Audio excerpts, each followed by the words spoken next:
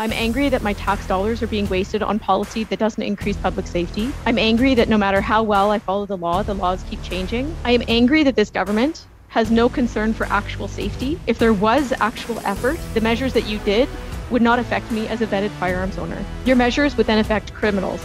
Criminals have criminal behavior, and no matter what the law says, criminals will continue doing what they do. Instead of reducing crime, your handgun bans, ordering councils, and efforts to virtue signal that you're doing something increase my paperwork by 6 weeks to represent Canada on the world stage. I now pay the government for the privilege of returning home with my guns, which are my property, on every return home to Canada. None of that I could see of that's being proposed in C-21 or the withdrawn amendments made measurable improvements for public safety. This bill and its amendments will further limit the potential for our families to harvest for sustenance during each crucial harvesting cycle. It will impact both our hunting methods and our success rate. When you start to interfere with that success, you interfere with food security and how that person can provide sustenance to their communities and families. It impacts your community as Indigenous hunters. It impacts, sport shooters and hunters and farmers across the country.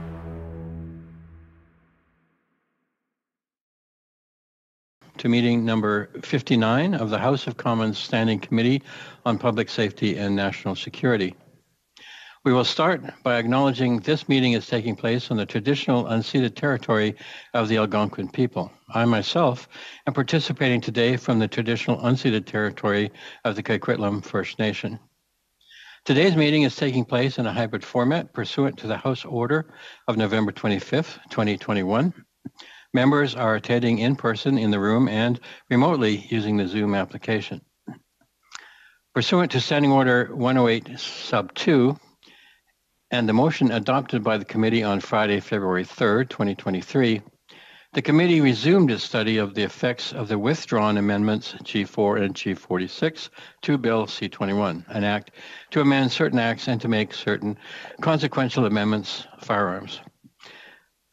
Today we have two panels of witnesses. We'll deal firstly with the first one. So for the first hour with us in person, or with you in person, we have from the Mohawk Council of Kahnawake, Chief Jessica Lazare. And by video conference, we have from the Gwich'in Tribal Council, we have Grand Chief Ken Kyikavichik, Gwich'in Tribal Council, and I apologize to everyone for misspeaking your name. I'll do my best, but thank you. Each of you will have up to 5 minutes to make opening remarks, after which we'll proceed with rounds of questions. So welcome. I now invite Grand Chief Kyikavichik to make an opening statement. Please go ahead, sir. 5 minutes. Good afternoon, honorable committee members. My name is Ken Kyikavichik, and I am the Grand Chief of the Gwich'in Tribal Council of the Northwest Territories. I was elected in September of 2020 for a 4-year term, and I am here speaking on behalf of the over 3,500 participants to our Gwich'in Comprehensive Land Claim Agreement, a modern treaty that we signed with Canada in April of 1992. I'd like to thank you for the opportunity to speak to the committee on this very important topic. We, the Gwich'in, are the most northerly First Nations people in North America. We are part of the Athapaskans, which includes the Slavey, the Clichon, Hun, Tachoni, Apache, Navajo, and other groups in Canada and the United States. The Gwich'in reside in 11 different communities stretching from the interior of Alaska through northern Yukon and into the Mackenzie Valley of the Northwest Territories of Canada. For millennia, our Gwich'in Nation have lived a nomadic and subsistence lifestyle, largely following the porcupine caribou herd. We coexisted with these vital resources by following our values of honor, kindness, laughter, our stories, honesty and fairness, sharing and caring, and last but certainly not least, respect. This value of respect is where I'll be focusing my presentation. It is the basis of the perspective of the Gwich'in Tribal Council on the proposed amendments as contemplated through Bill C-21 and the current federal government strategy on firearms. As we are all acutely aware, successive massacres, including Ecole Polytechnique in 1989, Concordia University in 1992, Vernon, BC in 1996, and more recently Mayerthorpe in 2005, Parliament Hill in 2014, in Nova Scotia in 2020 resulted in the tragic loss of officers of the Royal Canadian Mounted Police and other Canadian citizens. It is the individuals who committed these atrocious murders that are to blame for the senseless acts of violence. Mental wellness, misogyny, and criminal intent were behind these tragedies. However, it was access to some of the firearms specifically mentioned in the draft legislation, such as handguns and automatic assault-style rifles, that should concern us all. Therefore, we are of the view that the proposed amendments in Bill C-21 do not go far enough in the license revocations for known or potential assailants through the red and yellow flag laws. Our suggestion would be an automatic 60-day suspension for those with a yellow flag and a 90-day suspension for those that have been red flagged. This is particularly important in situations involving domestic violence. Simply put, the Gwich'in Tribal Council supports the restriction of high-powered automatic assault weapons that are generally utilized in military applications. Far too often, some of these weapons have completely overwhelmed the authorities that we depend upon for our public safety. We cannot allow this to continue to happen. This is the very reason I'm here to present today. For our Gwich'in Nation, we need to balance the public interest with the Treaty Crown partnership that was established with our organization to ensure the continued exercise of our harvesting rights throughout our established territory in the Gwich'in settlement region, which totals some 90,000 square kilometers. The essential firearms that we require to exercise our inherent and treaty rights are typically bolt or lever action rifles or pump action shotguns. The rifles, such as a 243, 270, 308, 30-30, 30-06, or 6.5 caliber Creedmoor are typically used for larger animals such as caribou, moose, or bear, where 12-gauge shotguns are generally used for migratory birds such as ducks and geese. Smaller rifles such as 22 caliber, at times semi-automatic versions, and 410 caliber or 20-gauge shotguns are used for smaller game such as rabbits, muskrats, and grouse.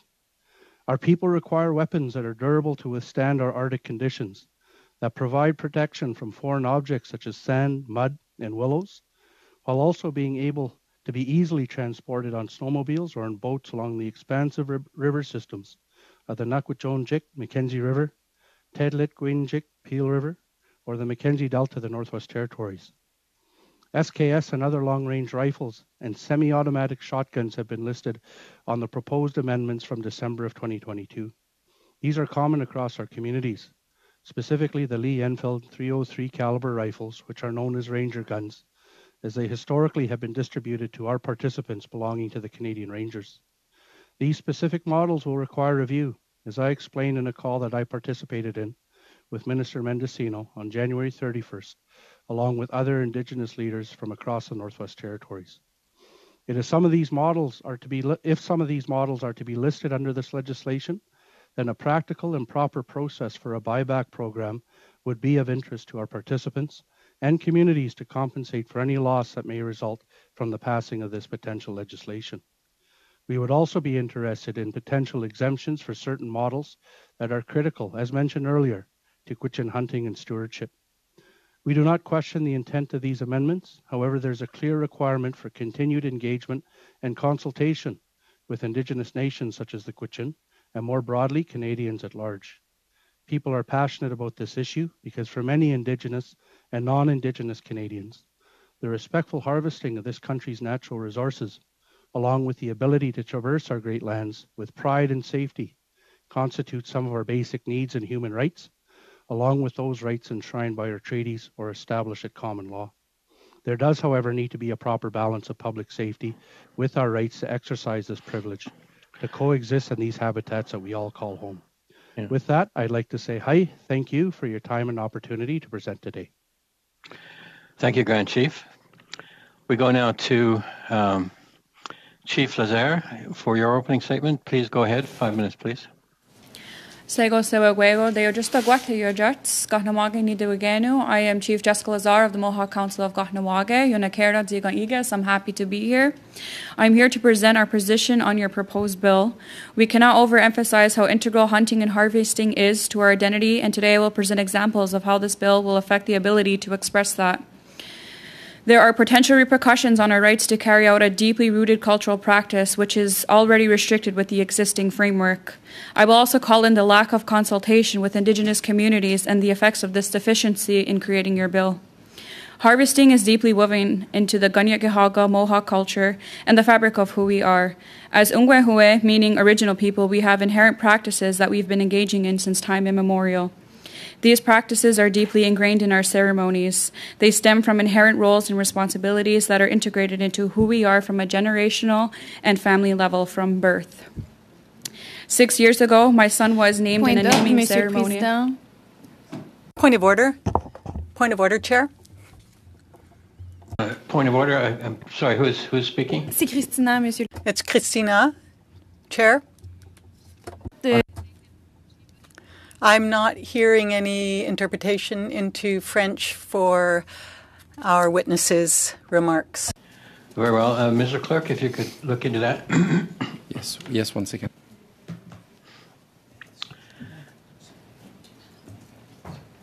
Madame Michaud, avez-vous... Ms. Michaud, can you hear it now? Avez-vous écouté... Would you like the witness to start over? Yes, if the witness could start over, because it is working now. Thank you. I believe it should work now. Merci. So Chief Lazare, if you wouldn't mind, please start from the top. Wadu. So I am from Kahnawake, the Mohawk Council of Kahnawake, and I am here to present our position on your proposed bill. We cannot overemphasize how integral hunting and harvesting is to our identity, and today I will present examples of how this bill will affect the ability to express that. There are potential repercussions on our rights to carry out a deeply rooted cultural practice, which is already restricted within the existing framework. I will also call in the lack of consultation with Indigenous communities and the effects of this deficiency in creating your bill. Harvesting is deeply woven into the Gwich'in Tribal culture and fabric of who we are. As Ungwehue, meaning original people, we have inherent practices that we have been engaging in since time immemorial. These practices are deeply ingrained in our ceremonies and stem from inherent roles and responsibilities that are integrated into who we are from a generational and family level from birth. 6 years ago, my son was named in a naming ceremony. His name was raised and words were spoken, letting him know that when the time comes, his uncles will teach him our ways and to take on our inherent roles and responsibilities and take him hunting on the land. He has potential to be a father, to provide for a family, and be supported by the other men in his family to fulfill this role. In our culture, we are taught to balance the roles and responsibilities as humans with those of the other living beings here on Mother Earth. All this inherent knowledge and understanding is what we carry day to day. This understanding of our roles, responsibilities, and the respect for the cycle of life is what makes us who we are as Ungwehue. This cycle and balance has been interrupted by colonization, which has also established an evolution of our practices, from bows and arrows to firearms, in order to fulfill our obligations in sustaining that balance. At the same time, the development of lands has had a cumulative impact on the hunting locations, which are now more isolated, affecting migration paths, which have decreased breeding areas and provides detrimental change to ecosystems. Losing culture through restrictions of our rights is not a theoretical. This loss has been lived in real time by me and my family, as well as my community and those of my sister communities of the Iroquois Caucus. The restrictions on our rights under the current licensing structure are already unacceptable, and further restrictions could be fatal to our cultural practices. Urban sprawl and buildup around Kahnawake means we cannot hunt where we live, nor can we travel with our appropriate firearms to hunt in Jawarodu, a hunting territory located in the Laurentians that is shared with Kanesatake. We often must drive many hours and take time off work managing yearly harvest under severe time constraints. This bill and its amendments will further limit the potential for our families to harvest for sustenance during each crucial harvesting cycle. It will impact both our hunting methods and our success rate.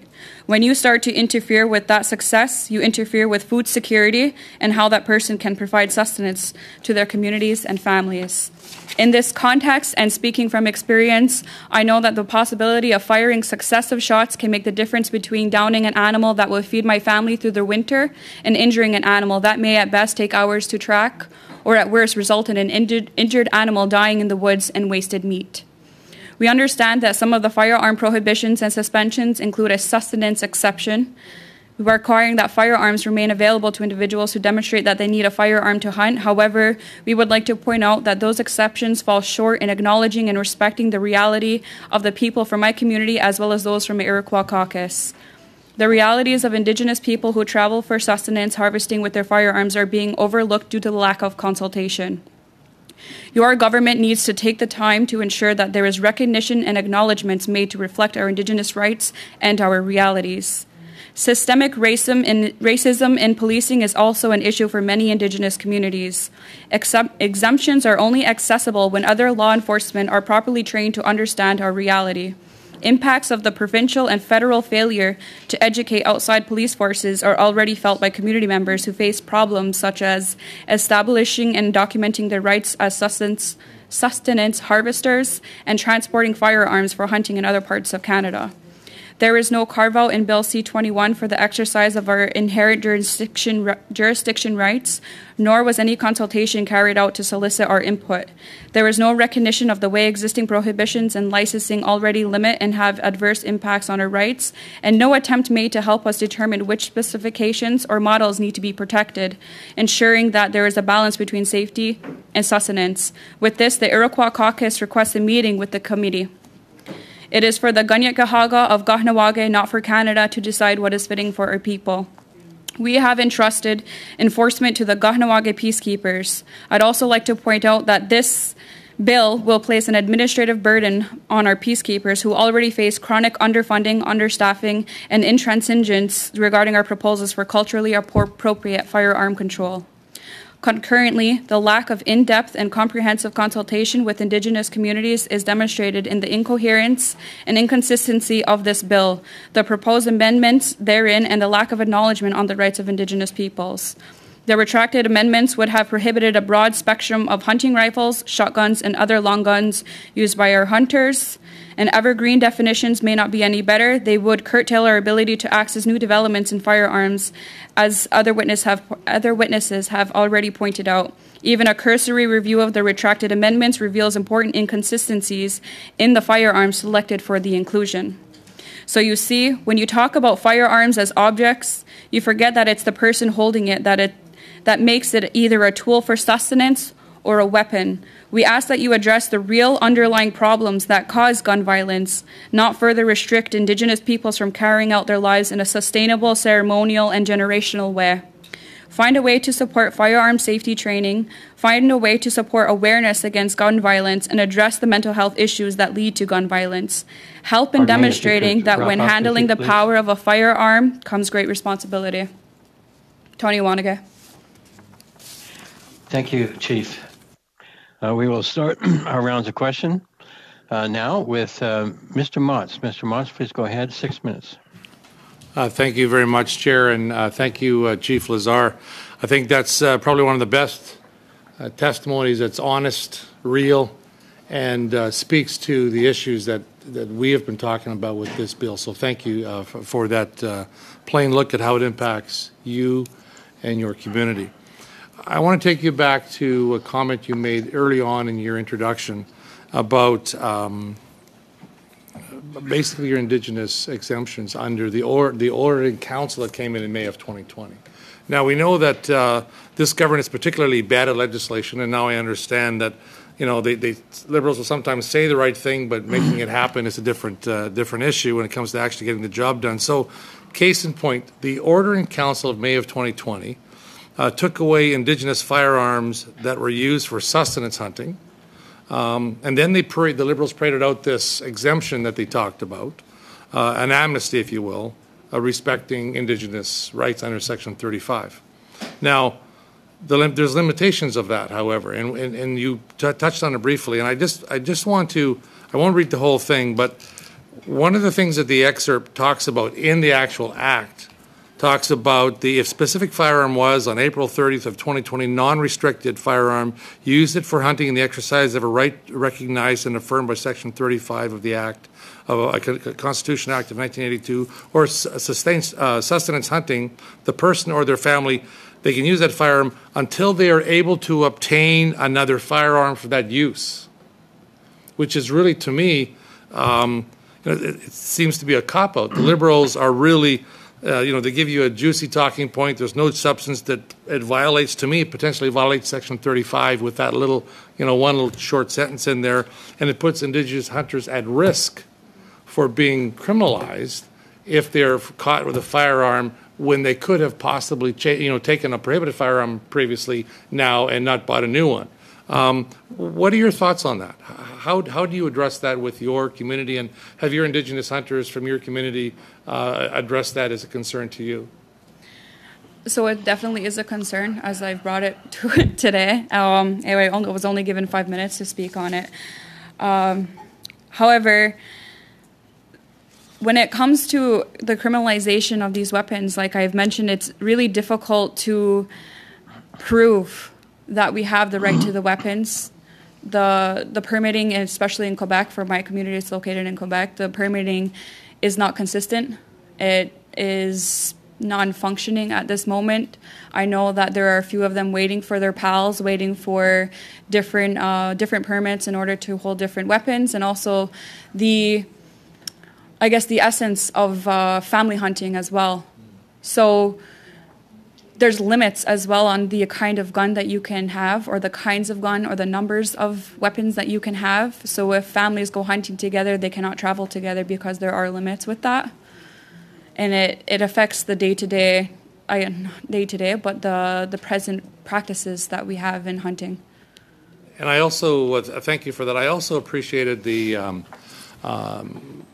your explanation in regards to how the Act, as proposed in C-21, really doesn't impact public safety. It goes after the wrong issue. It impacts your community as Indigenous hunters. It impacts, sport shooters and hunters and farmers across the country. And one of the things that I have seen recently is the government in Quebec is spending, some money to deal with some of those issues that they find to be the real problem, which is smuggling from across the U.S., from the U.S. into Canada, and they're spending over $6 million over a number of years to try and make that happen. And the Minister of Public Safety in Quebec talked about the money that will make that region safer. So I know that we've talked a lot in this committee and in the House about if we really wanted to impact public safety, we needed to close some of the porousness of our border and provide resources there at our border to impact the illegal smuggling of firearms into this country, and rather than spending the resources going after law-abiding Canadian firearm owners, including Indigenous communities, who are not public safety risks. So how do you see what this Quebec initiative is doing, and any suggestions you may have from your nation and to the federal government on what we need to do to seal up our borders to stop the illegal smuggling of firearms in this country, which is a significant problem as identified by law enforcement across the country. So in speaking with Minister Mendocino, I think it was 2 weeks ago, I had mentioned that the perspective of the federal government is on the weapon itself as being the killer. And I had made it clear to him that his position on that was different than ours, that we see the person behind the weapon itself. As for the border issue, I think that a more resources and funding should go to investigative approaches to the smuggling ring, if you would call it that, and more education and more funding on the expertise and funding towards policing. Thank you. Thank you, Mr. Motz. Oh, that already? Yeah, I just got warmed up. I just got warmed up, Chair. Well, maybe you'll get a chance in the next okay. round. I don't know. Anyway, we'll go now to Ms. Damoff, please. Ms. Damoff, 6 minutes. Thank you, and I'd like to begin by thanking both of our witnesses for being with us here today. Your testimony is very important to our work to determine what to do next on assault weapons. My first question is for you, Grand Chief. Well, actually, for both of you. Mr. Motz had mentioned the order in council. and that there was an amnesty for Indigenous peoples exercising their Section 35 hunting rights. I'm just wondering if there is something brought forward dealing with an assault weapon ban, would you support something similar that would exclude Indigenous peoples from that ban? So maybe I'll start with you, Chief Lazare, and then we can go to you, Grand Chief. So in terms of the assault rifle ban, I'm going to be extremely honest. I'm not completely privy to all the different types of weapons that there are listed. I'm not privy to are completely aware or completely understanding of the different types of weapons. However, I would not be able to answer questions like that based on the fact that we have not had the opportunity to consult across the Confederacy, across from the Iroquois Caucus. So answers to that question is required with further consultation. Okay, thank you. That's fair. I guess maybe if you can take it back. My thinking is that anything that we did would exclude Indigenous peoples who are using their firearms for hunting. So, Grand Chief, do you have any thoughts on that? Well, of course, we need to understand the details behind this, but as I stated in my opening comments, we would support any restriction on high-powered automatic assault weapons that are generally used in military applications, for example. I listed out the common firearms that we utilize in our territory of the Northwest Territories and the Yukon of Canada. And I did that by design so that people can see the types of weapons that we do require to exercise some of our Section 35 rights, but also those that have been enshrined in our modern treaty. With that said, we know our lifestyle and our subsistence harvesting will evolve in accordance with our rights. So what I have declared as the common weapons today, rifles primarily, and shotguns, may change over time, and we just need to be cognizant that any changes in our harvesting practices to keep up with technology and conservation, keeping in mind our subsistence way of life, is not infringed unnecessarily by any future bans on these types of weapons. Thank you, Grand Chief. I wondered if you could clarify something for me. My colleague, Mr. Lloyd, just tweeted that in your testimony you said the bill is targeting hunting rifles. Does that accurately depict what you said? That's not what I heard. No, it targets some that we use that we do need to have further discussion and engagement on. But as we understand it, a lot of the weapons and rifles that we use are not mentioned specifically. Okay, thank you. I wondered if you could expand on red flag for us. We had testimony from women's groups who were opposed to the red flag provisions in the bill, and I noted that you said that you were supportive of them. I myself am supportive of them because it's one more tool that we can offer for women. It's not perfect, but I'm just wondering if you could perhaps expand on that. And if I have time, Chief Lazare, I'll also go to you. Well, because of the prevalence of subsistence harvesters in our community, there's ease of access to firearms. And when we do have situations of domestic violence, whether it's perpetrated by men or women, it is a concern, especially when you're in northern remote communities with limited police support.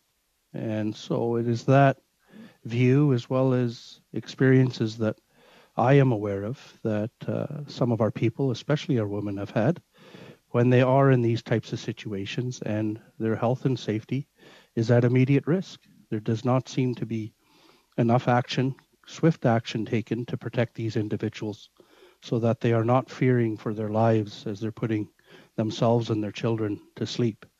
And that is the view that we look at this, that it's an automatic rescindment so that there is the time that is able to have the proper assistance provided to the impacted families and the assailants themselves, because clearly there is something at risk going on that needs to be addressed. So I only have about 30 seconds left. Chief Lazare, I don't know if you had a chance to look at that provision or not, the red flag provision in the bill. Okay, so I will answer as brief as possible. I do believe that there is a little bit of give and take in terms of that red flag provision. I know that there's pros and cons. However, when it comes to the systemic racism that we have in policing, there's a lot of issues that need to be fixed before we can consider things like that. Thank you. Thank you. Thank you, Ms. Damoff. On y va maintenant. We're now going to turn to Ms. Michaud. Please go ahead. You have 6 minutes. Thank you very much, Chair, and thank you to the witnesses for having come before the committee today. It's truly much appreciated. And I'm going to start with Ms. Lazare. I understand from your testimony today and from a press release that you published and also a letter you sent to our chair and to the Minister of Public Safety that you have opinions about the spirit of the bill. There are good and bad impacts. And from what I understand, there will be impacts on your community. So I guess I'm wondering if your position is about G4 and G46 that were withdrawn, or is it about the whole bill? Essentially about the whole bill. I think it's important, if, like I mentioned before, that the lack of consultation is one of our major concerns. So if given the opportunity, we would give you a comprehensive perspective of our lived realities. It would allow your government to balance your perspectives without having an adverse impact of Indigenous peoples being able to hunt and harvest. An opportunity should be required to allow us to deliberate on the common threads between our nations in order to give you a more in-depth description of any special exemption or any required amendments that we would like to have or like to see.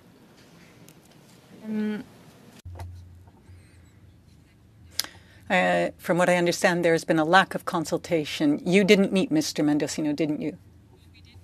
And Mr. Mendocino, that was on February 22nd, 2023. That was, I think, about a week or two after we sent the letter. Okay. Est-ce que votre And was your conversation beneficial? Did it provide any clarity, or did it calm any concerns you might have? It was beneficial in a way that we got to meet face-to-face. He got to see where we were coming from as a council and not only discuss it with just one individual, but to speak with the whole of the council and to get a little bit of our experience. However, I do not deem that as adequate consultation. Je vous remercie. Thank you. Si je reviens à la position sur... Now, I'd like to come back to your position on the bill. You were asked questions by my colleague, Ms. Damoff, and you said that perhaps there hasn't been enough information about the list in terms of what is allowable or not, what will be on the banned list, what is acceptable. So I'm just trying to understand, are you against... If you're against the bill, does that mean you're against parts of the bill? Or I'd like just to hear you expand on this somewhat. For example, what firearms exactly will your members use and you'd like to see exempted, for example, from any kind of prohibition? Generally speaking, how do you perceive this list? I understand that not everyone will be happy with this bill, but we're holding these extra meetings in order to try and find solutions, or in order to at least try and do better than the first time.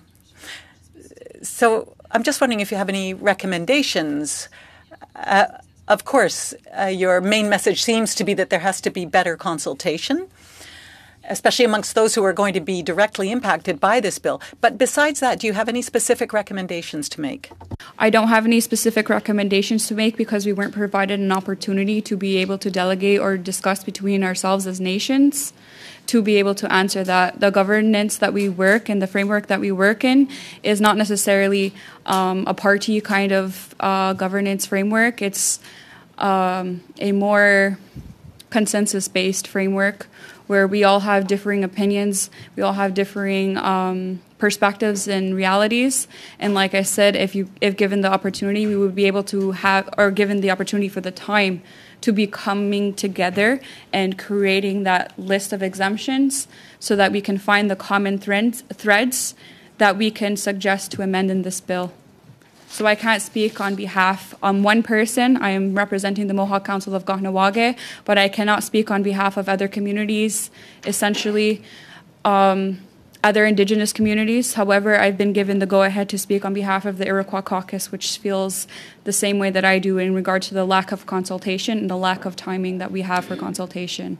It requires a lot of time and a lot of energy that I'm sure that governments usually don't have the or that I've witnessed they don't have the patience for, or the understanding that there's a lot of different factors to consider in terms of that. Je vous remercie. Je terminerai peut-être en... Thank you. Perhaps I can ask you about something else that caught my eye in your letter. You said... on the shoulders of the peacekeepers who safeguard our territory and will increase the potential for discriminatory and over-policing of our people of territory. Pourriez-vous... Could you expand on that, please? Could you tell us about the extra work that might impose on your peacekeepers? So as I've mentioned, we do have hunting territory that is in the Laurentians, about an hour away from our community. So the peacekeepers are entrusted enforcement for the community of Kahnawake as well as Jawarodu. So we have to travel an hour away in order to get to that territory. However, within that hour, if you start criminalizing some of, like, enforcing the gun restrictions, that hour from Kahnawake to Jawarodu is an hour that someone is risking when they bring up their weapons to that hunting territory. An hour that they're risking. So we have our own jurisdiction in Kahnawake. That jurisdiction applies to Jawarodu, but there is, because of colonization, because of developments, that we are separated an hour away and that we are not connected to that territory, and we cannot hunt in our territory as well. Thank you. Merci, Madame Michaud. Thank you, Ms. Michaud. Mr. Julian. Mr. Julian, go ahead, please. 6 minutes. Thank you very much, Mr. Chair. Thank you to our witnesses, Grand Chief Lazare. You're offering valuable testimony today that I think will help our committee look to tracing a path forward. And I'd like to start with you, Chief Lazare, just to understand the issue of the lack of consultation that you flagged in your presentation. You said that you'd met with the minister on February 22nd. Prior to that, was the Mohawk Council, was the Iroquois caucus consulted in any way about this legislation? And if not, okay. No, it's okay. Yep. And if not, when was the last time there was any approach from the federal government on firearms legislation? None that I'm aware of right now. I am new to the Iroquois caucus, so I am still getting briefed on the different files that they've taken on, but based on the previous discussions, they're not necessarily addressing Bill C-21 or haven't been addressed for Bill C-21 as of yet. So prior to February 22nd, there just was no consultation. The federal government didn't come to you in any way, either the council or the caucus, to ask your views on the legislation? No. Okay. You have spoken very eloquently about the amendments and the NDP certainly shared your concerns about the amendments. We pushed procedurally to have them withdrawn.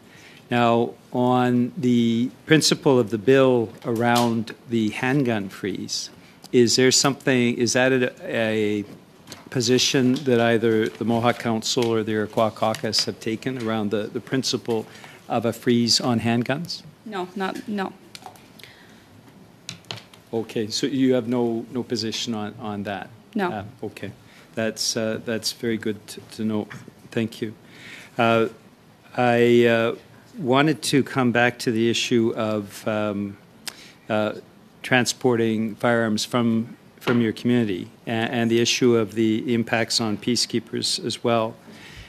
Is it your impression that the way firearms legislation is implemented currently, that it makes it difficult for law enforcement, in this case the peacekeepers, to actually enforce the legislation? Yes and no. It's difficult to explain that we have jurisdiction over our community and that we have exemptions within our community. It is difficult to, I don't know how to word this, to be honest. It's a yes and no answer.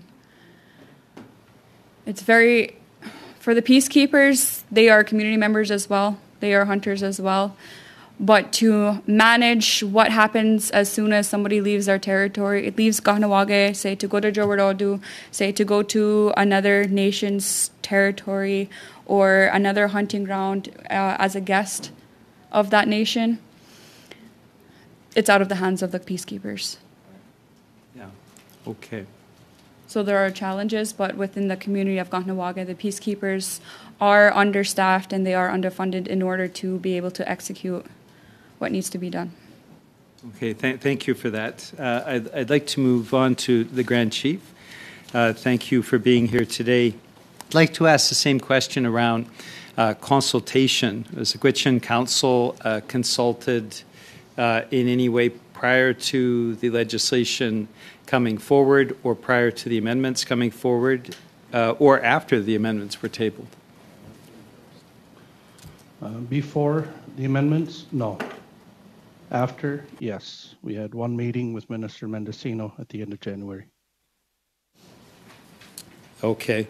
But prior to that, there was no consultation. Thank you for that. I'd like to ask you the same question in terms of the principles of the bill around the freeze on handguns. Does the Gwich'in Council have a position on that? You've raised some very valuable additional testimony that I'd like to come back to, but on the principle of the bill itself, the handgun freeze, do you have a position?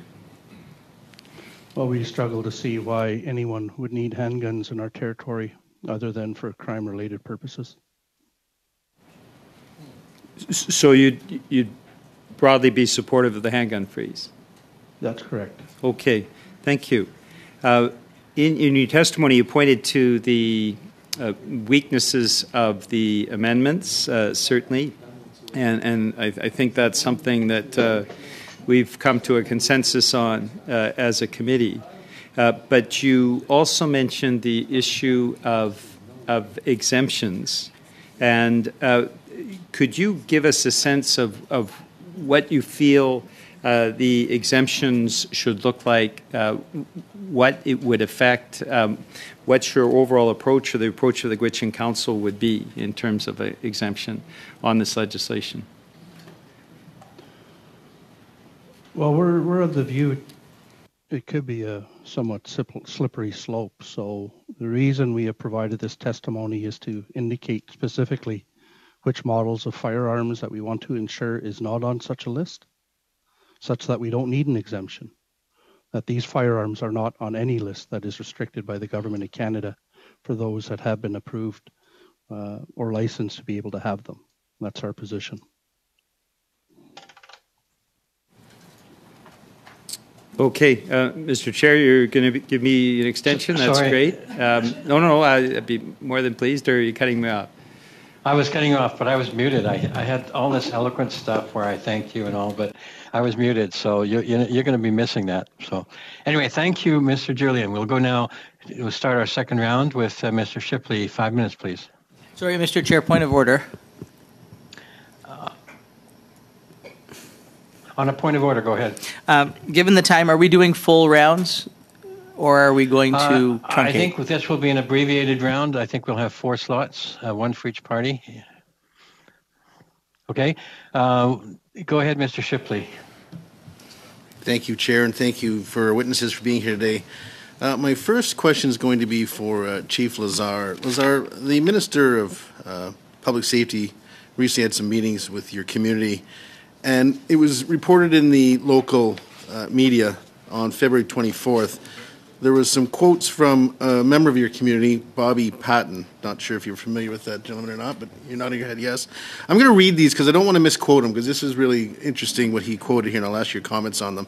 This was what Mr. Patton said. "It's not like hunting back in the olden days where animals were plentiful, easy to get."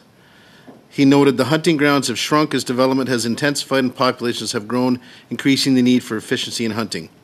"If you want to go out and you want to kill one goose, one shot, one kill perfect," he said, invoking those who are hunting for sport. However, he insists that goose hunters targeting the animals for sustenance depend on more aggressive weapons to yield enough meat. "They all depend on their semi-automatic weapons. One shot you're not going to get much from," he said. "It's going to limit the amount of harvest it's going to bring back to the community, to the people. It's going to lead to a lot of people probably starving," said Mr. Patton. Could you elaborate on that? That's quite a comment by Mr. Patton, that people will be starving. So a lot of our community members are trying to go back to their original ways, or our original ways, and a lot of our community members do live off of the hunting game that they are successfully hunt. So there's moose meat, deer meat, there's geese that I know of that I've tried, and the rest that I haven't tried. There's beaver, there's so many different, so many different game that are used for sustenance. And a lot of families do rely on that. They prefer not to go to the local IGA. They prefer not to go to the local metro or local grocery stores. They prefer to hunt and harvest their own game and their own produce their own produce within their gardens and greenhouses. Thank you for that. Obviously, it would be quite an impact if this, I know it's been rescinded and taken back, but if these amendments went through, it's very tough to think that people could potentially be starving because of this incident. Not my quote, my members across. That was actually the Bobby Patton, the member of this community. So you can laugh and comment all you want, but you can call him if you want. So my second question is for the Grand Chief. Grand Chief, you mentioned that you're for the handgun ban. I just want to get some clarification. We had the Fur Institute of Canada in a meeting, and we've heard from other trappers also, that trappers use quite often for their own safety handguns. Do they not use them up in your area? We're hearing conflicting reports on this. No, the use of handguns, especially those that are trapping, is not common. It's not common, but is it used at all? We had heard that safety issues because they're carrying so much gear. They went into great depth of detail on it, that they needed to have a handgun on them for many times for safety reasons. You've never heard of that up in your area? Being raised by a trapper and uncles who were trappers, and myself being raised in a traditional camp, I have never seen a handgun utilized by our people for that purpose. Well, thank you for that. I'd like to go back to Ms. Lazare. Ms. Lazare, in December, the Assembly of First Nations unanimously passed a resolution to publicly oppose Bill C-21 on the basis that amendments introduced by the government could potentially criminalize long guns or rifles used by First Nation peoples in exercising their Aboriginal and treaty rights to sustenance, hunt, and harvest. Do you share these concerns? Absolutely. And Grand Chief, do you also share these concerns? Can I get you just to reiterate the question again? I was just asking if you agree with the Assembly of First Nations unanimously passing the resolution to oppose Bill C-21. No, we are not in agreement with that resolution. Could you explain why that is? For the reasons that I outlined in my testimony, we believe that this legislation is required, and we shouldn't throw the baby out with the bathwater. We certainly need some consultation on this, but there are some interesting components and aspects of this legislation, particularly those around handguns, restrictions around those, and the red and yellow flag conditions, as well as a lot of the rifles that are listed on the proposed legislation. 20 seconds, sir. 20 is not really enough to ask a question, so I'll pass that along. Thank you, Chair. Thank you, Mr. Shipley. We'll go now to Mr. Noormohamed. 5 minutes, please. Thank you, Mr. Chair, and thank you to the witnesses for making time to be with us today.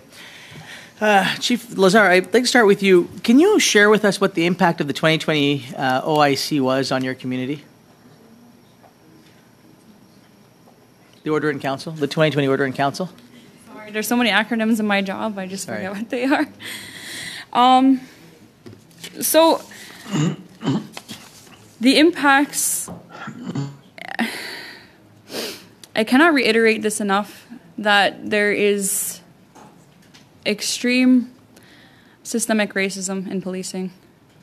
And when you don't train the officers federally or provincially with the rights of Indigenous peoples, those rights get overlooked.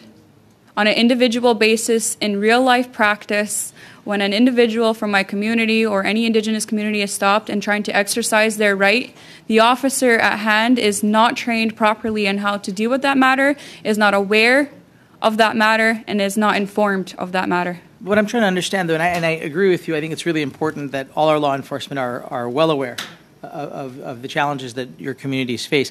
What I'm trying to understand, though, is given that there was the carve-out specifically for Indigenous communities in the OIC, in the Order in Council in 2020, I'm trying to understand what the specific impact, if any, was on your community. And if there wasn't one, then I guess the question I would ask is, would a similar carve-out be helpful to you in any future, or in C21, for example? Can you repeat the question? Yeah, so what I'm trying to understand is if, given that there was a specific carve-out in the Order in Council in 2020 that protected the rights of Indigenous communities to continue to hunt, would something like that in C21 not address your concerns given, hopefully, that there was no impact from 2020? No. So it wouldn't. So I'm trying to understand that if there was no impact in 2020, why would a similar provision now cause concern? There is an impact. I don't know how to explain this. I'm sorry, I'm tripped up for words, but there is an impact in terms of the awareness. I know you're saying that the enforcements are aware. They are aware of our struggles. They are aware of the challenges. They are not properly educated. And they are not properly trained. Okay, no, that's the challenge. You can say all you want, you can put it in legislation that there's exceptions. When it comes into practice, that's where the challenge really lies. So the issue is in the implementation of the legislation. Implementation and also the resources. Got it. Okay. So, okay, that's helpful to know because I think it helps us understand some of the challenges around this. Grand Chief, if I can ask you the same question, what were the concerns or what were the impacts on your community following the 2020 Order in Council, if any? I'm not aware of any impacts. And would if there were a similar carve-out or a similar exemption for Indigenous communities in C21, how would you feel about that? Would that be helpful? Well, I think we need to understand the weapons that have been identified. And as I stated earlier, for this to be proper legislation, we would need to discuss what these potential exemptions would be. And from our perspective, we could certainly share the rifles and the shotguns that we typically use by our people, such that there is no need for an exemption and that they are not on the prohibited listing. And, in your answer to my friend Mr. Shipley, you had talked about the importance of making sure that this legislation did get passed. You used the term, let's not throw the baby out with the bathwater. And I think you're right. I think all of us recognize that there is there was room for improvement. And I think that is a very, very important premise for why we are having the conversations. Can you explain to us why, for your community, this legislation is important and why it's important for us to not throw the baby out with the bathwater and come to a good outcome? Well, we're starting to see an increased prevalence of drugs and illicit activity in our communities. Like a lot of Indigenous communities across the country, gangland violence is a concern. And some of the weapons that have been listed on this potential legislation are often carried by these individuals. They are used to incite fear, intimidation, and ultimately compliance amongst our people. So looking forward into the future, any legislation that looks to restrict some of these assault automatic weapons that are typically military in nature need to be removed, because as we look towards things like potential self-government for our Gwich'in region, we need our police forces to be able to have the equipment and the weaponry to be able to combat some of these criminals. Thank you, Mr. Noormohamed. C'est à vous maintenant, Madame. Ms. Michaud, you have 2.5 minutes now. Thank you very much, Chair. And Grand Chief, I'm going to pose questions to you now. You spoke about high-capacity, semi-automatic firearms. Can you tell us what you mean by that? I think at least 90% of the listing of some of the rifles that have been listed on the proposed legislation, there's many of them on there. Not going to get into specifics at this particular juncture, but I said assault-style automatic weapons. And we do use some semi-automatic rifles, as I mentioned earlier in my testimony, and I want to be clear of the delineation between the fully and the semi-automatic weapons. Donc, ce serait les armes semi-automatiques. So we're talking about the ones that you would like exempted would be the ones that you commonly use for hunting, then? OK. Merci. Vous avez mentionné également dans... You also said in your opening remarks that you support a buyback program for prohibited firearms. Were you referring to assault-style firearms or handguns or both? Because I know that the government promised to implement a military-style firearm buyback program, but we're not aware of anything involving handgun buyback. So in terms of a buyback program, would you want that to apply to assault-style weapons as well as handguns? The buyback would only be in force for a lot of the rifles that have been prohibited or deemed prohibited under potential legislation that are used for subsistence harvesting by our people. There will be some instances where individuals are in possession of restricted firearms if the previous Bill C-21 was to be passed. It is in those instances that we would look at a buyback program. Est-ce que quand le gouvernement vous a... When the government ended up consulting you, I believe you said it was on the 31st of January that you met Minister Mendicino, was this discussed, a buyback program? Yes, it was, along with other leaders from across the Northwest Territories. There was at least a couple that had mentioned support for this type of a program. Merci, Madame. Thank you. To Mr. Julian. Mr. Julian, you have the hammer. 2.5 minutes, please. Thank you very much, Mr. Chair. Grand Chief, I'd like to follow up on Madame Michaud's questions around the buyback. You'd mentioned in your testimony, and I'm paraphrasing you, but basically important to have a properly done buyback program. Was it discussed with the minister, or does the Gwich'in Council or yourself, do you have recommendations around how a buyback program should be structured so that it meets the needs of Indigenous peoples? Not at this time, and can be the focus of some of our discussions on continued consultation on this potential legislation. Okay, thank you. You'd also mentioned the issue of gangland violence, which is something that we're facing everywhere. We've seen a marked increase, and law enforcement has seen a marked increase in the use of ghost guns, untraceable. 3D printers can put them together. Using firearm components, they can produce a deadly weapon that is untraceable. Do you have concerns about the use of ghost guns? And is this something that you feel the government should be taking more seriously as well? Well, I'm not particularly familiar with ghost guns. I'm only hearing about them recently, but nothing really surprises me anymore with the artillery that's being used by those that are perpetrating the drug, that do operate in the drug world and are making its way into our more northern and remote communities. Yeah, but you have locally you have seen some of the same concerns raised, or you've actually seen a production of ghost guns or the sale of ghost guns in the same way that in some of our regions of the country we've seen a marked increase, and this is certainly something law enforcement has flagged as well. So is it something that is of concern to you? Not at this time. Okay. You'd mentioned as well the issue, I've only got a few seconds, but the military-style weapons.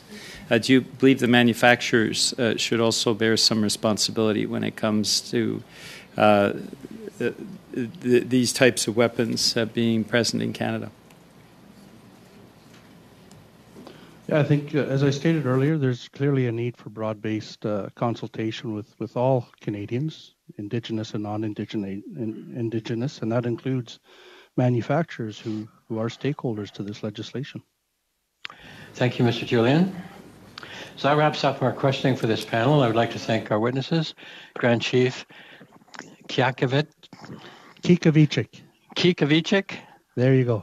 We'll bring you back and I'll practice more. Kyikavichik, thank you, and Chief Lazare, thank you very much for your time today. And for helping us in our study. And with that, we will suspend and we can bring in the next panel. Thank you. Let's see. So welcome to our new panel. So with us today by video conference, we have as an individual Ms. Lynda Kiejko, Olympian. We were supposed to have Dr. Simon Chapman. However, he had some difficulty with his equipment and is not going to be able to participate. He will send a brief, I understand. We also have from the Fédération québécoise des chasseurs et des pêcheurs, Monsieur Marc Renaud, President, Madame Émilie Vallée, Communications Coordinator. So each group will have up to 5 minutes for opening remarks, and after which we will start our questions. We'll start now. I would invite Ms. Kiejko to make an opening statement of up to 5 minutes. Please go ahead. Thank you very much. My name is Lynda Kiejko. I'm a two-time Olympian in the sport of pistol shooting. I'm also the president of the Alberta Handgun Association, which is an organization that fosters and promotes the ISSF, otherwise known as Olympic, style of competitions. I come from a family of Olympians in pistol shooting. Both my father and one of my sisters were both Olympians. I am very grateful for this opportunity to appear before the committee today. However, I'm also very angry and I'm also sad. I'm angry that my tax dollars are being wasted on policy that doesn't increase public safety. I'm angry that no matter how well I follow the laws keep changing, and the law changes are impacting me directly and people like me.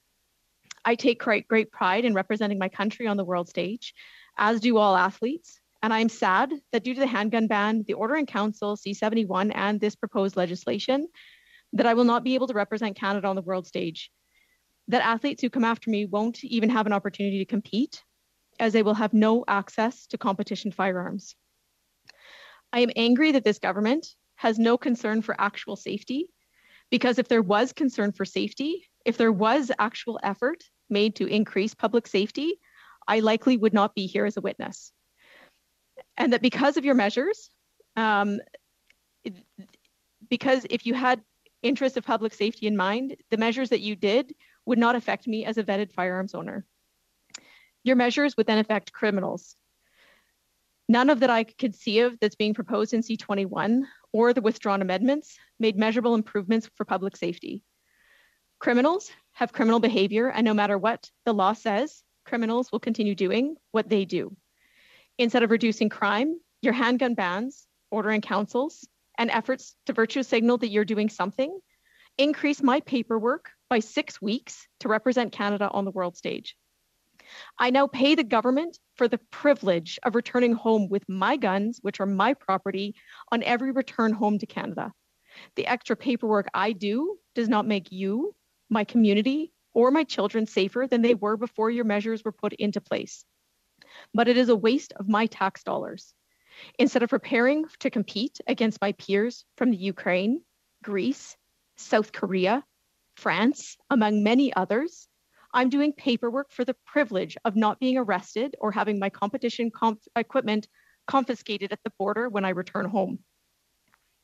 These measures also remove any opportunity I have to take up hunting, something that my father did, that is inherently a Canadian tradition. Not only do I need to have my PAL, I need to take a hunter safety course and plan out details of where I would hunt. Banning semi-automatic rifles removes this opportunity. Almost all hunters use semi-automatic rifles with the same magazine capacity as my competition handgun. The course that PAL holders are required to take, on top of hunter education courses, make hunters and competitive shooters safer with firearms than the majority of the population. I am constantly having my background checked as a PAL holder. I have small children. Firearm safety is so very important to me.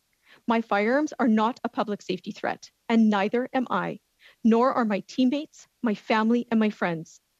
The measures that this government is taking will destroy competitive shooting sports in Canada, and there are so many more than just the narrow few that make it to the Olympics, and it will destroy our hunting culture to provide for our own families. As Canadians, we are all proud to see a Canadian competing on the world stage, bringing home a medal. That will end in the shooting sports because of the bans put already into place or that are currently being proposed. Removing a tool does not decrease violence. My sports equipment, my hunting tools are not a public safety threat. Thank you very much.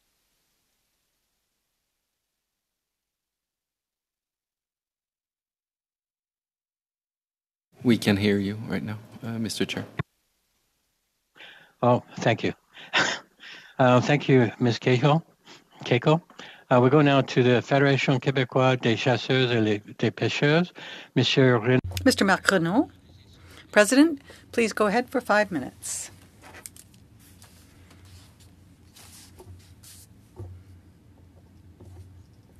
I heard the sound cut off. Did you say it's my turn? Oui, c'est à vous. Yes, it is your turn. Thank you then. I'm speaking to you today as president of the Quebec Federation of Hunters and Anglers, a non-profit organization whose mission includes representing hunters and anglers and promoting safe practices. Our educational subsidiary, Sécurité Nature, is the provincial government's agent for the delivery of hunter education and the Canadian Firearms Safety Course. Each year, approximately 60,000 participants take our courses. Because we have been teaching safe firearms handling since 1994, when the course was created, we have always focused on education and prevention rather than gun control. We ourselves become involved by going above and beyond our training obligations by implementing safe gun handling awareness campaigns. We've also provided hunters with a website dedicated to gun transportation and storage methods, as well as other actions such as trigger lock distribution.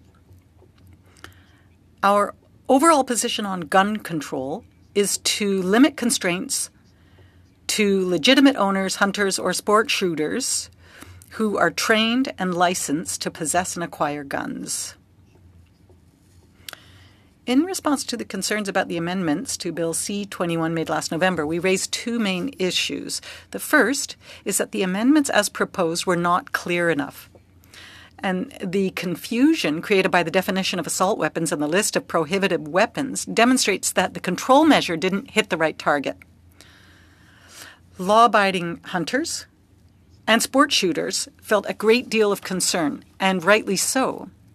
They felt concerned about these prohibition methods that had the potential to include their weapons, which they have used for years for safe and legal activities.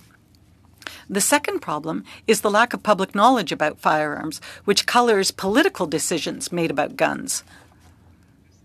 There's evidence that aesthetic and ergonomic criteria are taken into account when placing weapons on the prohibited weapons list, rather than objective criteria based on the weapon's capacity. Furthermore, Semi-automatic weapons are seen as military weapons by some, whereas this mechanism is necessary for certain types of hunting.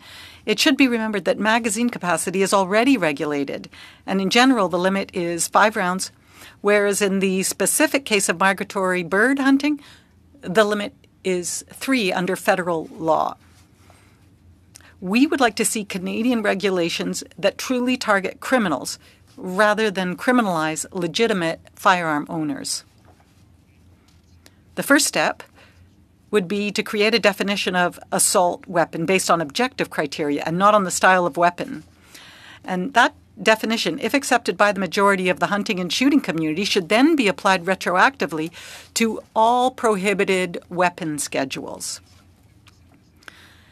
Then it would finally be possible to stop working from constantly revised lists, which is a way of doing things that causes anxiety and confusion.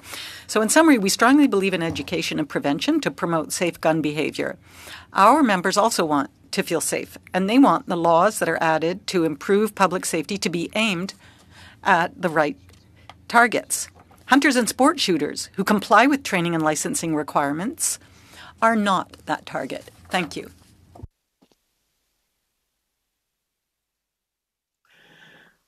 Merci. Thank you. Questions now with Ms. Dancho. Ms. Dancho, please go ahead. 6 minutes. Thank you, Mr. Chair. Thank you, merci, to both witnesses for being with us today. Greatly appreciate your testimony. We have a sports shooting perspective here in this panel and a hunting perspective, so it's very, very good to hear from both of you. Ms. Kiejko, I have a few questions for you concerning your experience.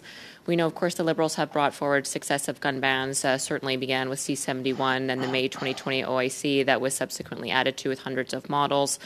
We then saw the so-called handgun freeze, which we know is a long-term ban, and now the latest ban, which is certainly one of the largest hunting rifle bans in Canadian history. And so now we're talking about that since it's been withdrawn. But what I hear from sport shooters and from hunters is that they feel that they are being punished and attacked.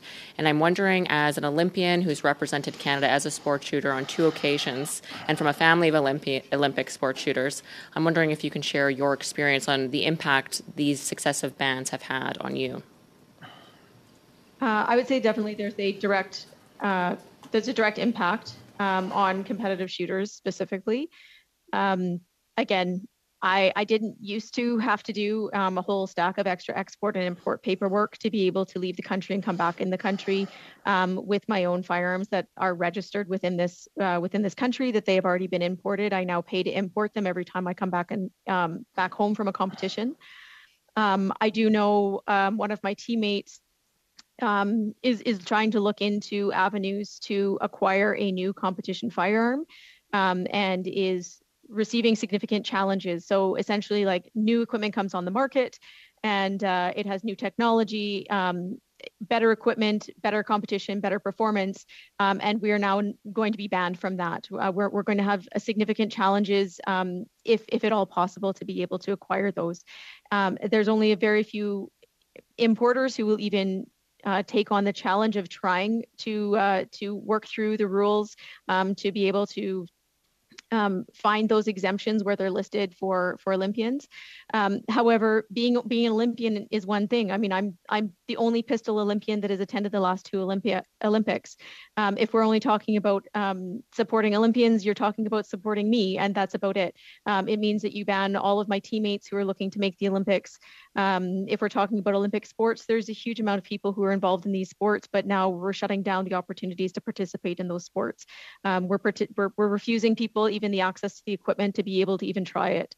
So I see it as a significant impact. Thank you very much. And just more on that, I think, perhaps folks that aren't familiar with firearms at all, maybe they think that all guns are just created equal. They're all the same. A gun's a gun, but certainly that's absolutely not the case. And anyone who used firearms at all would know that. And to your point, this is a vital tool, obviously, to competing at the Olympic level. We also have IPSC and other international competitive bodies and national competitive bodies. So to your point, if you're not able to sort of that, hold the firearm before you buy it if you're not able to buy new parts for it, or it's very difficult to do so. To me, this really seems like it will certainly be an elimination of competitive sports shooting in Canada, something that's been around for a very long time, and certainly the Conservatives are very proud of to see you, Ms. Kiejko, as an Olympian representing us on the world stage. So given these restraints, do you feel that there will be any more Olympians following you, or what is the impact this is going to have on Olympic and competitive sports shooting in Canada? Considering how hard it is to make the Olympics to begin with, we're talking, at any Olympic Games, there's maybe 300 athletes in the entire country that actually make the Olympic Games. So we're talking about a very small amount of people to begin with. So when we're talking about shooting sports, you cut off the access. To be able to produce Olympian, you need a huge mass of amount of people competing in who push each other to do better, to strive for better achievements, for better performances. And if you cut off the access to the competition, the training, the teammates, you essentially obliterate any opportunity we have of putting an Olympian into the Olympics, let alone onto the podium. You need the opportunity, right. You need the training and availability. And you had mentioned a few countries that compete at the Olympic level in sports. There's many of them, but can you just list off a few of the top competitors in the world on sport shooting? Some of the top competitors, off the top of my head, there's definitely. In my event specifically, we've got the Ukraine, we've got Greece, we've got South Korea. There's definitely, China's going to be in there as well. Some of the other ones that are kind of in the top list are probably escaping me. Yeah, thank you. Throughout the European, France as well. France and Germany. Yeah, thank you very much. So Canada will no longer be able to compete, in essence, against those other countries that are certainly supported by their governments, unlike ours. It's very disappointing, and certainly Conservatives are very proud that you have competed at the Olympic level and represented Canada with such pride and integrity. So I just want to put that on the record, how proud we are of you, Ms. Kiejko, for what it's worth. And just to conclude, a few other things. My understanding is, out of all the Olympic sports, actually sports shooting is one of the safest ones. And as well, as you mentioned, you yourself are not a violent person, yet you're being treated like you are. So just in our concluding half a minute, can you just comment on a few of those things? Yeah, I think there was a study that was done in 2016, and I actually looked up. There's a new one that was actually done in 2020 as well, that literally listed off statistics of injuries in different events and different sports. And surprise, surprise, shooting doesn't have any, which I think is a huge testament to the safety culture that we have in shooting sports. That it's a safety culture. We're always going to be safe, and we're not going to have those injuries or incidents that are going to be there. So there are studies that are available that actually prove that point. Thank you very much. Thank you, Ms. Dancho. We'll go now to Ms. Damoff. Ms. Damoff, please go ahead, 6 minutes. Thank you very much, Chair. Thank you, Ms. Kiejko, for joining us again and providing us with your testimony. I had a few questions about Olympic participation. You participate in the Summer Olympics, and then we also have Olympians who participate in Winter Olympics in the biathlon. Is that correct? Yes. Yeah. So of the athletes who attend, the first Olympics we went to was in 1908. How many participate in pistol shooting with you? Since 1908, I don't have the number in front of me. That's okay. But how many go to the Olympics with you when you go? So the last two Olympics, I was the only pistol shooter. Previous to that, in 2012, there was only one pistol shooter as well. I think that we've had a pistol shooter in the Olympics every Summer Olympics. I'm going to say since at least probably the early 80s, when they kind of split off men and women's events. They've definitely had women in every event, I think, since 1984. There was even a gold medal at the 1984 Olympics in women's pistol shooting. There's also been a long history of male pistol shooters as well. We have, since they changed the rules for how we qualify, there's been smaller shooting teams, I think, since 1996, based on how qualifications work. But prior to that, there was a significant shooting teams across the rifle, the pistol, and the shotgun disciplines that are available within the shooting sports. And I think I could be wrong, but We've been participating as Canada in shooting sports since the early 1900s, for sure. The numbers I got were 16 in pistol shooting and 84 in the with long guns. So we're not talking about a lot of people here, but there is an exemption for elite Olympic shooters like yourself, is there not? Sure there is, but how do you become an elite pistol shooter without training? How do you become an elite pistol shooter? Do you just come off the street and say, you know what, I think I'm going to be an Olympic volleyball player today? It takes years of training. It takes years of work and effort to put into it. There's the rule of about 10,000 hours to become an expert in anything, and yet we're going to limit the people who are allowed to have an exemption to the people who are already champions, who are already winning, who are already Olympians. That means that you get rid of the entire sport. How do you prove that you want to become a professional or Olympian in something before you actually can prove that you are? But what we're talking about is 16 people in the entire country, and right now it's just you. You're talking about 16 people who become Olympians. Do you understand how many other people who have competing against them?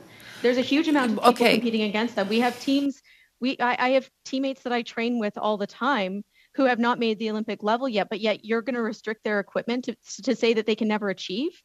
That makes no sense. It's like telling soccer players that you want to be a soccer player, but you have to be an Olympic soccer player before you can actually have a ball. That's what you're saying. Not. I mean, gun ranges are still allowed to import, buy, and sell, import and buy pistols as well. But I think, at some point, we as a society need to decide which is more important. And with all I do commend you for representing your country, and I thank you for doing that. But we also need to look at, as a society, whether handguns are something that we want to see continue to proliferate in our country, and make the decision that you will still have the ability to use them, Ms. Kiejko, but our government has determined that we would like to see a handgun freeze, and that is supported by the vast majority of Canadians from coast to coast to coast. So I think, anyway, I'll leave it there because I do want to ask a question to our other witness. Is there... I know that you had concerns about the amendment with the list of models that was put forward.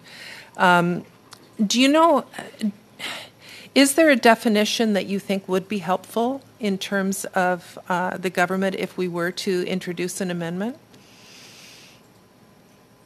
I better get my earpiece. For Monsieur Renaud. Oui, merci. Thank you. And I'll pass the question on to Ms. Vallée. She's the head of communications. She's in a better position to answer you. Currently, there isn't a definition that we have to propose. What we're asking is that objective criteria be set in order to be able to build that kind of definition, and to be able, and that will include sports shooters and hunters, so that definition is very clear. So we don't necessarily have a final definition to give you ourselves. Thank you. Thank you, Ms. Damoff. On y va maintenant. We'll now move on to Ms. Michaud. Ms. Michaud, go ahead. You have 6 minutes. Thank you very much, Chair. Thank you, Mr. Renaud, Ms. Vallée. Thank you for coming today. I know that hunters in Quebec were very pleased that you were able to provide this testimony. Now, in your opening remarks, Mr. Renaud, you were very clear. You said that there were two main problems. First, that the amendments were not clear enough, that is to say G4 and G46.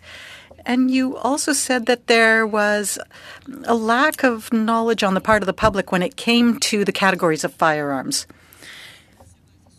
You feel that the criteria that are set or the principles that are used should be objective rather than those that are rather ergonomic in nature. And I'm thinking the same. Is there another way of classifying firearms? Francis Langlois, who's a professor, a university professor, proposed something that was rather interesting. I don't know if you're familiar with this way of classifying firearms, or it would be based on how they're handled and as well as how they are fired. So there would be handguns, there are long guns when it comes to the handling, and then in terms of the actual shooting mechanism, there are automatic and manual firearms. So perhaps if we were to use a different definition, it would be easier for the public to understand exemptions and prohibitions. I'm just wondering if you have an opinion on this. I suggested that we consult what Mr. Langlois has said. So even if the bill is drafted in a particular way, I think it would be interesting to explore this way of classifying firearms. And that way, if there are firearms that are used for hunting, that are commonly used throughout Canada, let's say, for example, the SKS. Let's say we're talking about firearms that were originally for military purposes, but that could be used for hunting.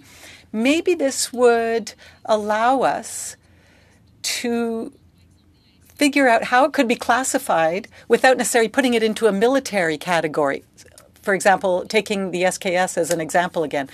So a way of kind of avoiding of putting all firearms in one basket. Well, perhaps I'll attempt a response and then Ms. Vallée can help me. There already are restricted and non-restricted firearms. So I'm wondering about making amendments clearer. You know, there are firearms that are designed as military or high-capacity guns. There is already a limit to 5 rounds, for example, on guns used for hunting. Now, if objective criteria are used, it would allow the hunters to have a better understanding. They would actually feel more secure in their choices. Because if the amendments are too complicated, then it makes our hunters anxious. There are firearms that are sold in Canada, and they are limited in how many rounds they can have. But perhaps Emily could speak to what you raised regarding the person you quoted about a way of classifying firearms. Yes, he is suggesting a way of classifying firearms. His proposal is actually based on objective criteria, and that's what we're asking for, objective criteria. So I can't necessarily say I fully support, but he is using objective criteria. So, for example, in the way they're fired, that is very clear. People know what category their firearm is a part of. So we support that kind of criteria. I think that is something to explore further. Thank you very much. Thank you. Mr. Renaud, we both agree on one thing. You say that perhaps not having a list would be simpler. And that's what I actually said to the government. If we have this evergreen definition, so a definition that can evolve, well, that definition should cover firearms that exist already, that will come onto the market eventually. And perhaps then we wouldn't necessarily need to keep everything on a list. The only list that would be updated would be the RCMP's list, but not necessarily the one that's in the criminal code.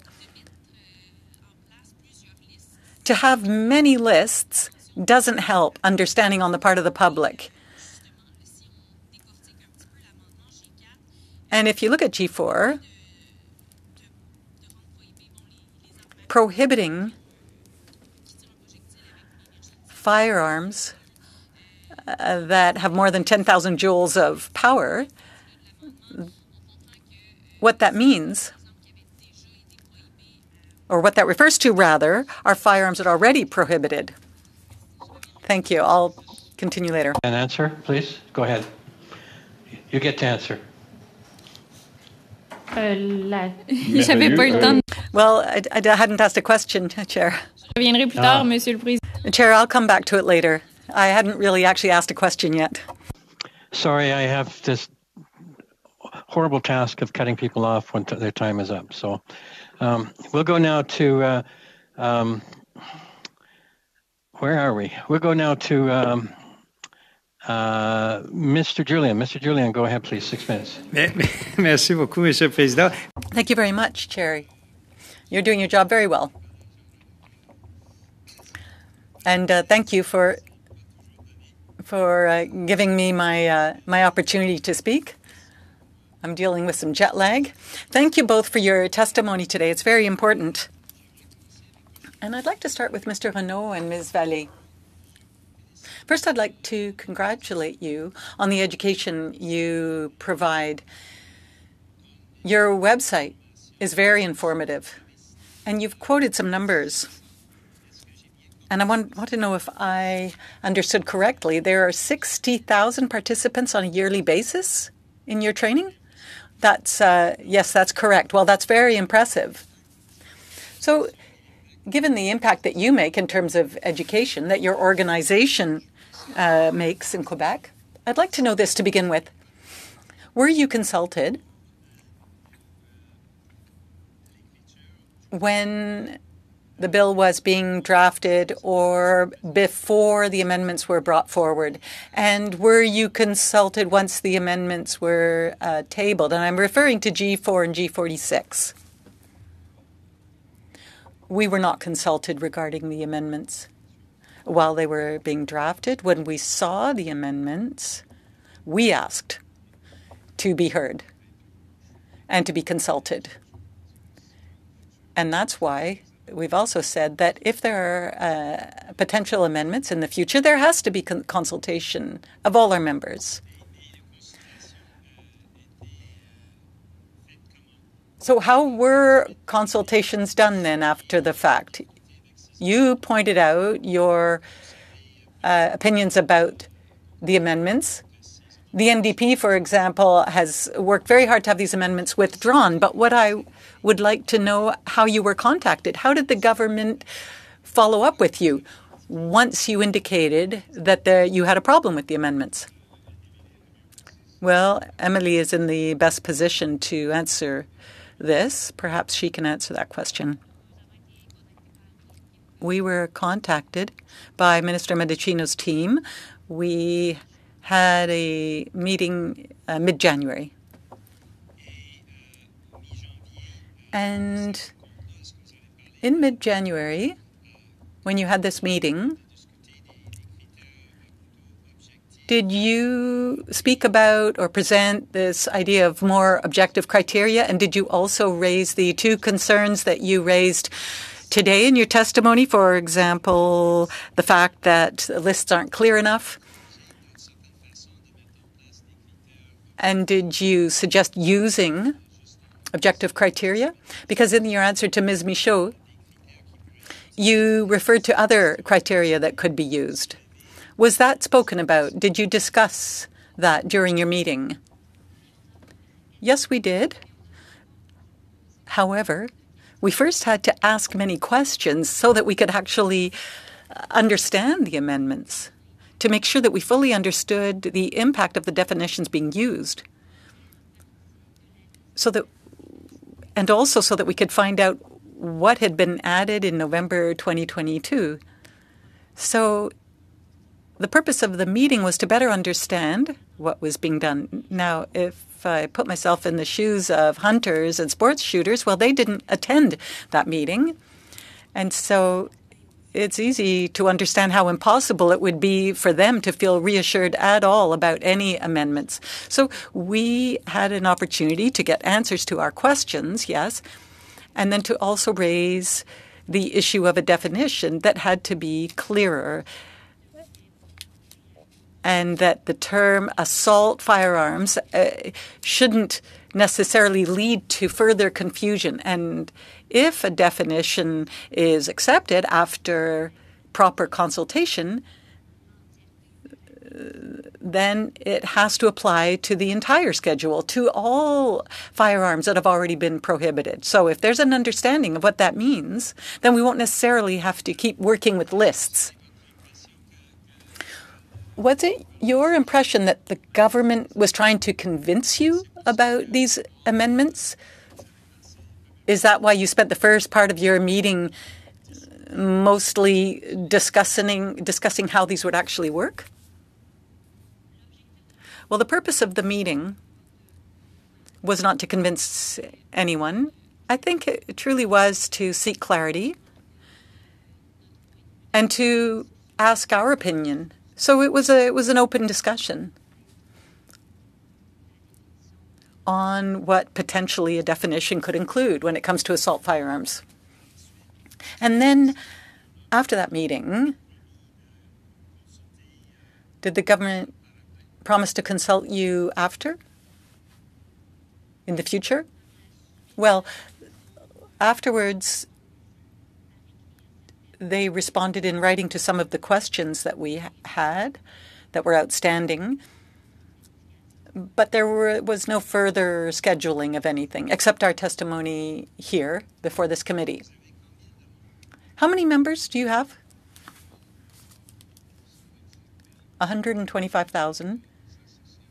And there are 220 associations throughout Quebec that are members, besides all the other community partners. So we are quite an umbrella organization. And out of that, how many are...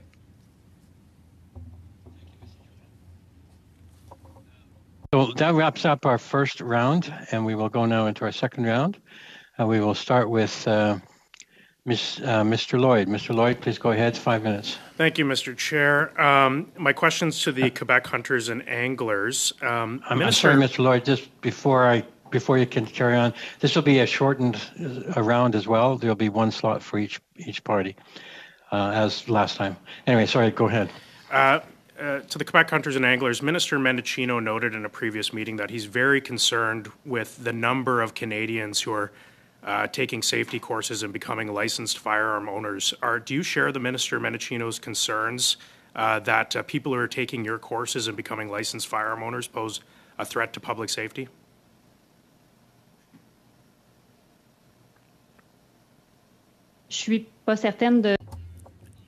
I'm not sure I understood your question.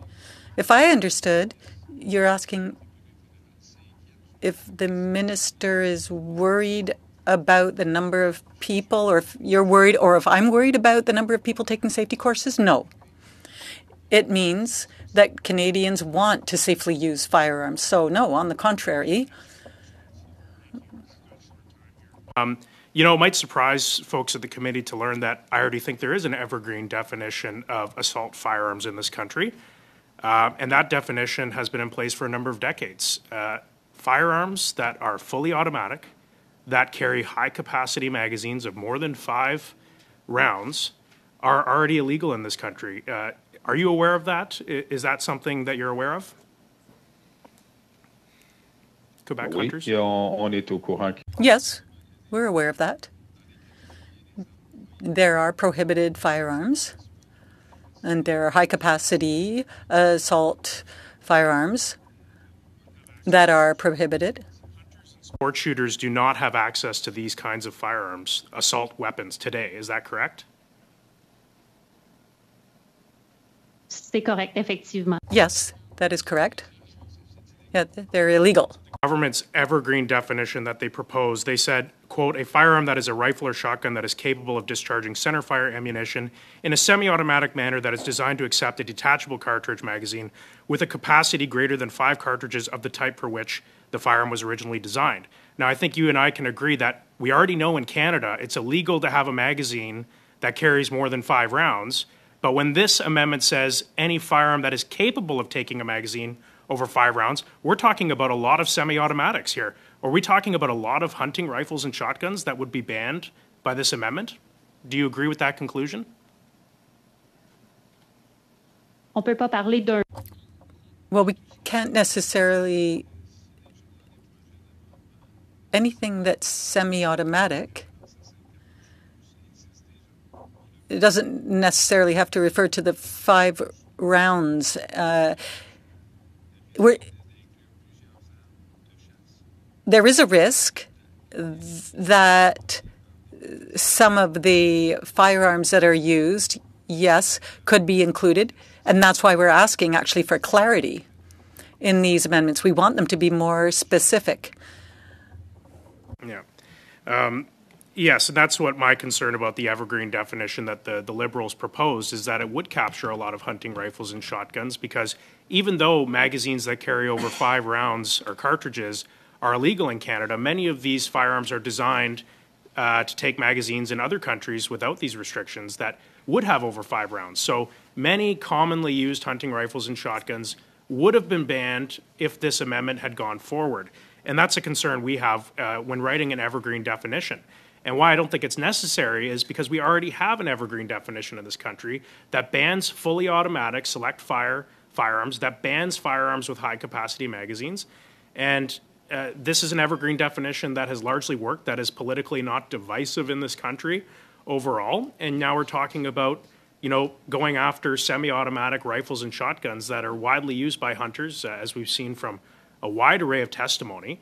And so how does the government try to come back and narrow this evergreen definition? And I just don't think they are capable of doing it, because any definition is going to be redundant, because it's already going to capture the existing evergreen bans, or it's going to capture a lot of legitimately and commonly used hunting rifles and shotguns. This is going to impact a way of life for so many people. Is this going to impact the way of life for folks who go through your courses and folks who are part of your association? Is that going to impact your way of life should these amendments go through again? Yeah, I absolutely agree. In fact, we were surprised by these amendments because legislation already exists. So that's why it really has to be clarified. If the government comes back with amendments. But I absolutely agree with you. The legislation already exists. Is it necessary? Thank you, Mr. Lloyd. We go now to Mr. Hanley, please. Thank you. Merci pour. Thank you for your testimony. Continue in English, because in this technical category I have. I'm not as fluent, so forgive me. But for Monsieur Renaud, I've been engaging quite extensively with Yukon hunters and many of the themes that you relate have been expressed in the Yukon as well. At the same time, I think everyone that I've talked to has agreed that gun violence in Canada is an increasing problem, and that there is more to do in addressing gun violence in this country. And it's a question of which are the avenues that are yet incomplete that we need to complete. I think the point that you made about that you are probably the most safe users, you and others who are members, who have done the training, who have done the PAL, are among the most safe users of firearms in the country, and I think we have to respect that. At the same time, I know when I was last on this committee, I had a chance to talk with your Ontario counterpart and asked about the willingness to engage in the question of how we collaboratively address firearm safety and gun violence in the country. And in your, even when you express that you haven't been consulted enough so far, are you willing to be a partner as we move ahead and try to fill in the gaps in gun safety in this country by working with groups who are working on all sides of this issue? Il est clair. Clearly, being consulted is very important. And we're very concerned as well with crime. The problem is that we have to be very clear about what we're targeting, because obviously it's not the legitimate owners of firearms who need to be targeted, because that's not where the problem lies. So what needs to be done?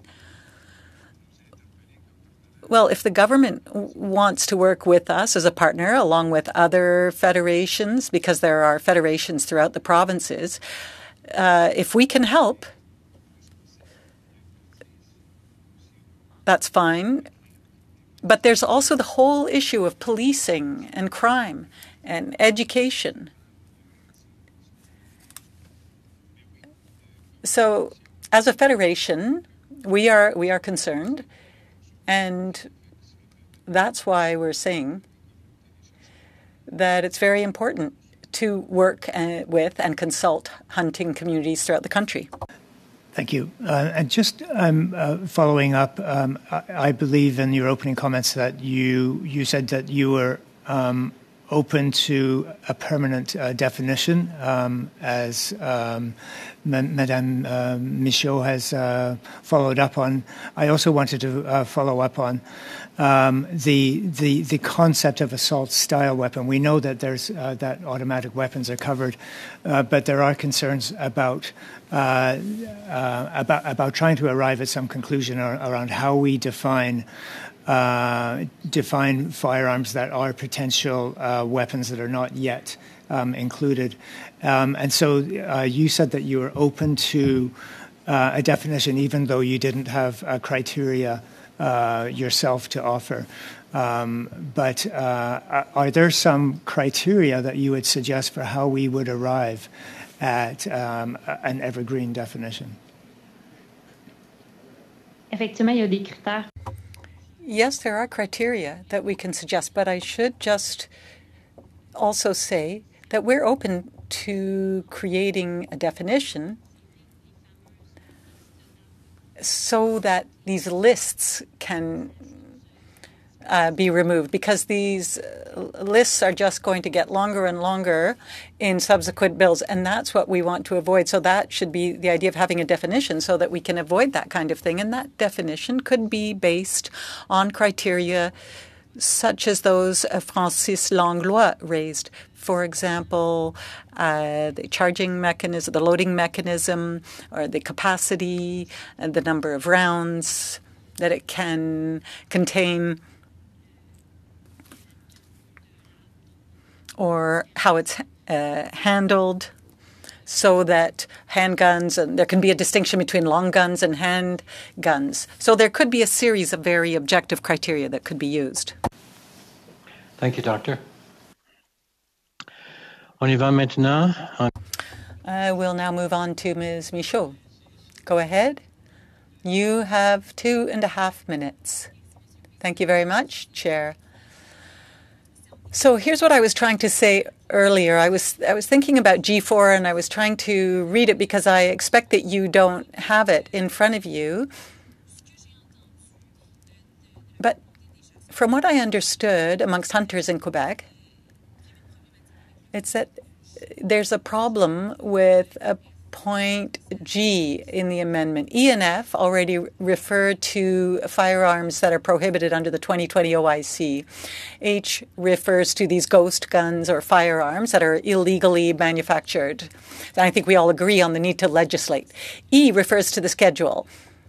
And so I'm just going to refer back to what Ms. Vallée just said. That is to say, there shouldn't be long lists. So that should be taken out. But if I go back to G refers or referred to semi-automatic firearms. And I think even just the drafting in French led to a lot of confusion. People felt that it meant that all hunting rifles would be banned.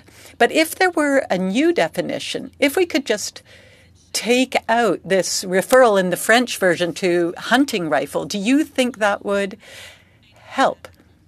Do you think that would help generally in understanding what is prohibited? Yes. I would say that this notion of hunting firearm or hunting rifle, but I think also perhaps other firearms might be added or covered that aren't used in hunting.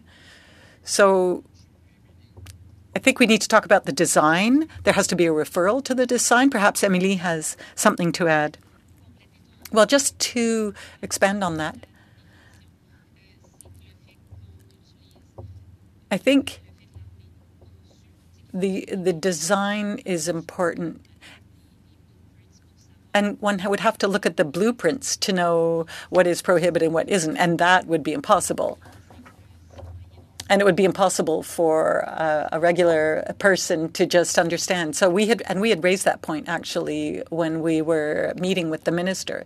But to come back to your original question, yes, especially the French version was certainly leading to a fair bit of confusion. I don't know if I have any more time, Chair, but I don't have any more time. Apologies. Julian, please go ahead. You have the final word. 2.5 minutes. Merci beaucoup, Monsieur le Président. Thank you very much, Chair. I'm going to ask Mr. Renaud and Ms. Vallée the question that I was asking you earlier when I was cut off by the Chair. Now, you referred to 125,000 members. I'd like to know what percentage of those have possession and acquisition licenses. Oh, I couldn't tell you how many have those licenses. That's a federal matter. It's not information that I have. But all those hunters have licenses, and so I would expect most of them have the possession and acquisition license because they have to be the owner of the license and the owner of the firearm. But you would say that it's the vast majority, wouldn't you? Yes, I would. Because I just wanted to raise another point that was raised earlier, or rather that has been raised by other people in the community and by police officers, and that's the issue of ghost firearms. There are gaps, deficiencies in the legislation. So people can buy parts, they can buy cartridges, they can even own them. And